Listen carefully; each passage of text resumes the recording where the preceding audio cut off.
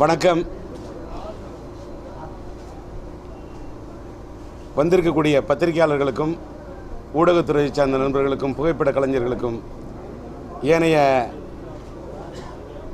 இனிய நண்பர்களுக்கும் என்னுடைய காலை நேர வணக்கத்தை தெரிவித்துக் கொள்கின்றேன். எங்களுடைய சிம்பு சினியார்ட்ஸ் நிறுவனத்தின் சார்பாக நிக்காட் சக்கரவர்த்தி தயாரிப்பிலே என் மகன் சிம்பு எஸ்டிஆர் நடித்திருக்கக்கூடிய இந்த வாழு திரைப்படத்தை தமிழகம் எங்கும் சிம்பு சினியார்ட்ஸ் மூலமாக வெளியிட முடிவு செய்து கடந்த ஜூன் மாதம் 19ஆம் தேதியிலிருந்து ரமலான் மாதம் பிறந்த நாள் என்று ரமலான் மாதம் என்று பிறந்ததோ அந்த நாளன்று ஜூன் 19 அன்று ஜூலை 17 முதல் என்ற தேதியிட்டு இந்த திரைப்படம் வாழு திரைப்படம் தமிழகம் எங்கும் சிம்பு சினியார்ட்ஸ் மூலமாக வெளியிடப்படுகிறது என்று பத்திரிகையிலே செய்தியை பார்த்திருப்பீர்கள். அந்த படத்தின் வெளியீடு தேதி வெளியீட்டு அன்றே நான் ரம்ஜானை கொண்டாட இன்ஷா அல்லாஹ் ஜூலை 17 முதல் என்று நான் முதல் விளம்பரம் கொடுத்தேன்.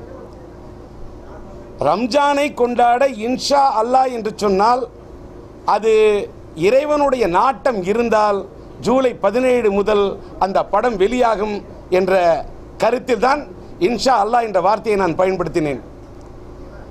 ஆக இறைவனுடைய நாட்டம் என்பது எதிலுமே அவசியம்.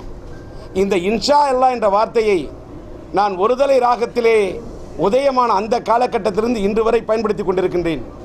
ஆக இறைவன் எல்லாம் வல்ல இறைவன், நான் ஏக இறைவனை நம்பக்கூடியவன். அந்த எல்லாம் வல்ல இறைவன் பிரைஸ் தி லார்ட், அது ஆஞ்சநேயர் என்றாலும் சரி, அல்லேலூயா என்றாலும் சரி, அது அல்லாஹ் என்றாலும் சரி, நான் ஏக இறைவனை வணங்கக்கூடியவன். ஆண்டவனுடைய அருள் இருந்தால் ஜூலை 17 முதல் என்று அந்த தேதி நான் போட்டிருந்தேன். ஆனால் ஜூலை மாதம் 17ஆம் தேதி அந்த படம் வெளியிடப்படும் என்று தேதி அறிவிக்கப்பட்டதற்கு பின்னால் ஜூன் மாதம் 19ஆம் தேதியிலிருந்து நேற்றைய தினத்துக்கு முன்னால் வரை நீங்கள் பார்த்திருக்க வேண்டும். அந்த தமிழகம் எங்கும் சிம்பு சினியார்ட்ஸ் என்று தொடர்ந்து விளம்பரம் வந்து கொண்டே இருக்கிறது.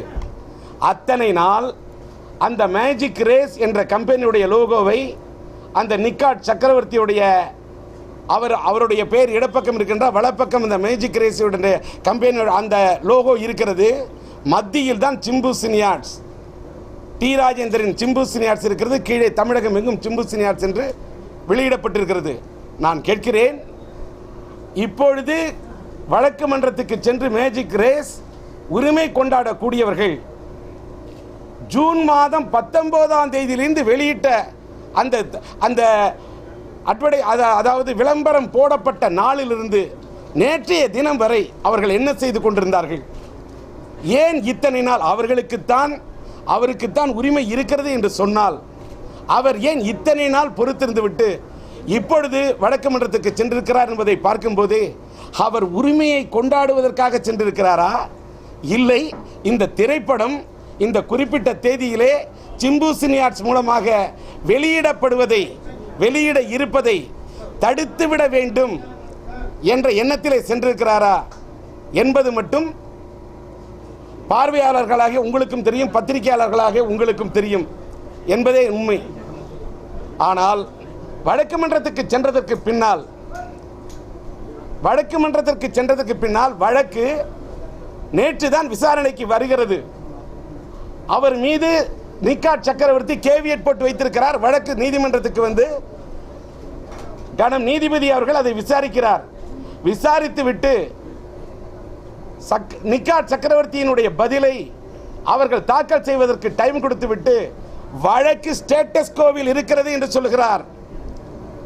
நீதிபதி அவர்கள் சொல்லியிருப்பது ஸ்டேட்டஸ் கோவில் இருக்கிறது என்று சொன்னால் அதற்கு இன்றைக்கு இடைக்கால தடை உத்தரவு என்று ஒரு உருவகப்படுத்தப்பட்டு ஒரு வார்த்தை இன்றைக்கு மீடியாக்களிலே உலவி இருக்கிறது என்று சொன்னால் ஸ்டேட்டஸ் கோ என்று அவர் சொன்னதற்கு இந்த நிலை இருக்கக்கூடிய இந்த நிலை, அதாவது என்ன கேட்கிறார்?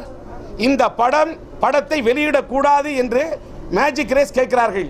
இல்லை, இந்த படத்திற்கு அவர்கள் வெளியிடக்கூடாது என்று சொல்ல, அப்படி நீங்கள் தடை உத்தரவு கொடுத்து விடாதீர்கள் என்று நிக்காட் சக்கரவர்த்தி சார்பிலே அவர்கள் கம்பெனியில் கேட்கிறார்கள். இந்த நிலைக்கு தடை உத்தரவு அவர் வழங்கியிருந்தால் இன்டைம் இன்ஜெக்ஷன் ஆர்டர் என்று கொடுத்திருப்பார்கள் அல்லவா? இன்டரிம் இடைக்கால தடை உத்தரவு என்ற வார்த்தை கனம் நீதிபதி அவர்கள் சொல்லாமல் ஸ்டேட்டஸ் கோ என்ற வார்த்தையை பயன்படுத்தியிருக்கும் போது இன்றைக்கு இடைக்கால தடை உத்தரவு என்பதை சில மீடியாக்களில் போடுகின்ற போது அது ஒரு வேளை நீங்கள் சட்ட நுணுக்கம் தெரிந்தவர்களை அந்த மீடியாக்கள் இருக்கக்கூடிய சட்ட ஆலோசகர்களை கொண்டு ஆலோசித்து விட்டு போட்டார்களா என்பதே என்னுடைய கேள்வி. ஒரு வேளை இது ஒரு வழக்கு சட்டமன்றத்தில் நீதிமன்றத்தில் இருக்கும்போது ஸ்டேட்டஸ் கோ என்ற வார்த்தையை இப்படி பயன்படுத்தி போடுகின்ற போது இது கண்டெம்ட் ஆஃப் கோர்ட்டாக ஆகிவிடாதா? ஆவதற்கும் வாய்ப்பு இருக்கிறதா இல்லையா என்பது இது ஒரு சட்டத்திற்கு விவாதத்திற்குள்ள ஒரு விஷயமாக இருக்கும்போது வாழு திரைப்படத்துக்கு இடைக்கால தடை இந்த படம் வருமா வராதா என்ற ஒரு விவாத மேடையை உருவாக்கி இருப்பது. ஜூன் மாதம் 19ஆம் தேதியிலிருந்து இந்த விளம்பரத்தை போட்டு தமிழகம் எங்கும் இந்த படத்தை வெளியிடுவோம் என்று தமிழகம் எங்கும் இத்தனை திரையரங்குகளில் நான் ஒப்பந்தம் செய்து ஒரு எதிர்பார்ப்பை ஏற்படுத்தி வைத்திருக்கின்ற இந்த நேரத்திலே இப்படி இடைக்கால தடை உத்தரவு ஒரு வேளை திங்கட்கிழமை தான் 13ஆம் தேதி தான் வழக்கு நீதிமன்றத்திலே நீதிபதி என்ன தீர்ப்பு சொல்கிறாரோ அதற்கு பிறகு என்ன நீதிபதி தீர்ப்பு சொன்னாலும் அதற்கு தலைவணங்க கடமைப்பட்டிருக்கின்றேன். இந்த நாட்டை ஆளக்கூடிய மன்னாதி மன்னர்களாக இருந்தாலும் சரி, பிரதம மந்திரியாக இருந்தாலும் சரி, சட்டத்துக்கு நீதிமன்றத்துக்கும் தலைவணங்க வேண்டும் என்பது உங்களுக்கே தெரியும். அப்படி இருக்கும்போது நான் ஒரு சாதாரண திரைப்பட விநியோகஸ்தர், ஒரு சாதாரண திரைப்பட தயாரிப்பாளர். நீதிமன்றத்திலே திங்கட்கிழமை அவர் என்ன சொன்னாலும் அதற்கு கட்டுப்பட நாங்கள் தயாராக இருக்கின்றேன், தலைவணங்க தயாராக இருக்கின்றேன். ஆனால் அவர் இடைக்கால தடை உத்தரவு என்ற ஒரு வார்த்தையை பயன்படுத்தாமல் ஸ்டேட்டஸ் கோ என்று சொல்லி இருப்பதை நீங்கள் இடைக்கால தடை உத்தரவு என்று மீடியாக்களில் சில மீடியாக்களில் அதை போடுகின்ற போது இந்த படத்தை ஒரு படத்தை என்று ஒரு பெண் ஒரு குழந்தையை பெற்றெடுப்பதற்கு என்ன அந்த டெலிவரிக்கு கஷ்டப்படுகிறாரோ, பிரசவ வழிபடுகிறாரோ, அதை போல இன்றைக்கு ஒரு திரைப்படத்தை வெளியிட ஒரு தயாரிப்பாளர் என்பவர் அத்தனை சிரமம் பட்டு கொண்டிருக்கக்கூடிய இந்த நிலையில் இது மிக வருத்தத்தை அளிக்கிறது. எல்லாத்துக்கும் மேலே இந்த படத்துக்கு இன்னைக்கு சிலம்பரசனுடைய படம் வந்து 2 ஆண்டுகளுக்கு மேல் கிட்டத்தட்ட 3 ஆண்டுகளை தொடுகின்ற நிலையில் தமிழகம் எங்கும் சிலம்பரசனுடைய ரசிகர்கள் உலகெங்கும் இருக்கக்கூடிய அவர்களுடைய ரசிகர்களிடத்திலே இந்த படம் பெரிய எதிர்பார்ப்பை ஏற்படுத்தி இருக்கிறது. அது மட்டுமல்ல, சாதாரண ரசிகர்கள் கூட வெளியில் போன குழந்தைங்கள்லாம் கூட ஜூலை மாதம் 17ஆம் தேதி வாழு வந்துருதா அப்படின்னு கேட்கக்கூடிய அளவுக்கு திரைப்பட ரசிகர்களிடத்திலும் இந்த படத்துக்கு ஒரு பெரிய எதிர்பார்ப்பு இருக்கிறது. பாட்டு நல்ல ஹிட்டாக இருக்குது. மக்களிடத்திலே இந்த எதிர்பார்ப்பு இருக்குது. சாதாரண பொதுமக்கள் கூட சிலம்பரசன் படம் வந்து 3 மாதம் ஆகுத, தம்பி வந்துருமா, ஜூலை மாதம் 17ஆம் தேதி வந்துடணும் என்று அவ்வளவு ஆவலோடு கேட்டுக்கொண்டிருக்கும் போது இப்படி திரைப்பட ரசிகர்களிடத்திலே இவ்வளவு பெரிய எதிர்பார்ப்பும் ஆவலும் இருக்கின்றது.